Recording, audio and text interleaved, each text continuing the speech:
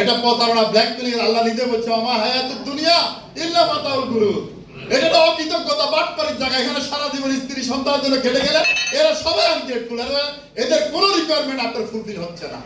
আপনার স্ত্রী আপনার অসন্তুষ্ট, ছেলেরা অসন্তুষ্ট, মেয়ে অসন্তুষ্ট, ভাই অসন্তুষ্ট, সকলে অসন্তুষ্ট।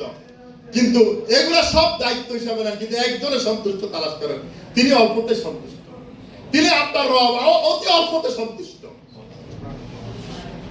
একবার তারা নাকি আল্লাহ সুবহানাল্লাহ, তিনি অতি অল্পতে সন্তুষ্ট, তিনি মহান, তিনি অতি দয়ালু আর সব অকৃতজ্ঞ। কিন্তু স্ত্রীকে উপেক্ষা করা যাবে, এটা আমাদের দায়বদ্ধতা। সন্তানকে উপেক্ষা করা যায়, দিস ইজ আওয়ার রেসপন্সিবিলিটি। কিন্তু আমাদের সব না, আমরা যাদেরকে সব উজাড় করে দিই, আমাদের সব হচ্ছে রব্বুল আলামিন। আমাদের একমাত্র বিশ্বাসের জায়গা, আত্মার জায়গা হচ্ছে তিনি, আর সব প্রতারক।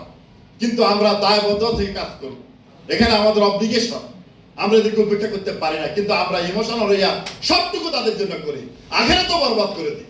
তাদের উন্নতির জন্য আমরা বহু আমাদের গলায় ছুরি দিছি, বহু ফরজিয়াতের গলায় ছুরি দিছি, বহু সাংগঠনিক দায়িত্বের গলায় ছুরি দিছি, শুধু তাদের জন্য, তাদের জন্য। কিন্তু দিন শেষে সব শূন্য, সব শূন্য। কি করে আস্তে আস্তে দুর্বল হয়ে যায়, তখন সে শপথ করে ভবিষ্যৎ প্রতিরোধ জিকির আজকার সর্বাবস্থা কি করতে হবে? আল্লাহকে এটাই জিকির, এটা কি সর্বাবস্থা আল্লাহকে স্মরণ করা। আজকে বাড়ির থেকে বের হইতে দোয়া করে ঘর থেকে বাড়িতে কারা হাত ধরে দেখি,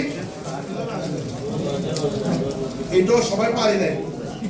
হ্যাঁ, এই দোয়াটা যদি পড়তাম কি ভালো হতো না, লাভ ক্ষতি তো। বিসমিল্লাহি তাওয়াক্কালতু আলাল্লাহ লা হাওলা ওয়ালা কুওয়াতা ইল্লা বিল্লাহিল আলিয়্যুল। আমি সমর্থ করলাম কার কাছে? আল্লাহর কাছে। আসলে মৃত্যুতে কার কখনই আমরা বলতে পারি এগুলো সমর্থ সব করবো। ঘরে স্ত্রীকে ছালাম টালাম, সন্তান যারা থাকে এদেরকে বের হওয়া, গাড়িতে উঠতে সুন্দর করে দোয়াটা আমরা সুবহানাল্লাহি